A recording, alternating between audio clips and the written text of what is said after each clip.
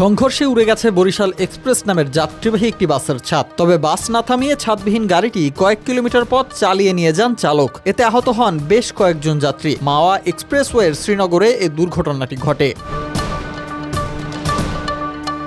বাসে থাকা একজন যাত্রী জানান, এক্সপ্রেসওয়ের কামার খোলা রেল ফ্লাইওভারের উপর বরিশাল এক্সপ্রেস নামক দ্রুত গতির বাসটি সামনে থাকা একটি মাইক্রোবাসকে ধাক্কা দেয়। এ সময় সামনে থাকা আরও একটি কাভার্ড ভ্যানে গিয়ে ধাক্কা লাগে। এতে বাসের সামনের অংশ দুমড়ে মুচড়ে গেলে বাস চালক আতঙ্কিত হয়ে পড়েন।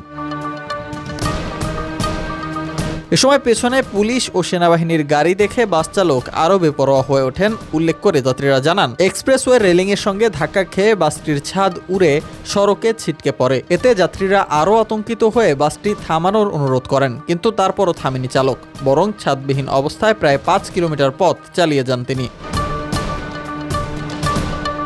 এরপর পদ্মা সেতু দিয়ে না গিয়ে বাসটি ভিন্ন একটি অভ্যন্তরীণ সড়কে প্রবেশ করে। এ সময় বাস থেকে কয়েকজন যাত্রী লাফিয়ে নেমে যান। এক পর্যায়ে পদ্মা সেতু উত্তর থানা এলাকায় কুমারভোগের অন্ধকার সড়কে ঢুকে যায়। এ সময় যাত্রীদের চিৎকার শুনে স্থানীয়রা এগিয়ে আসে। পরে কুমারভোগে সিদ্দিকিয়া মাদ্রাসার সামনে বাসটি আটকে দেন তারা। এ সময় উত্তেজিত জনতা চালককে আটকের চেষ্টা করলে তিনি ছটকে পড়েন।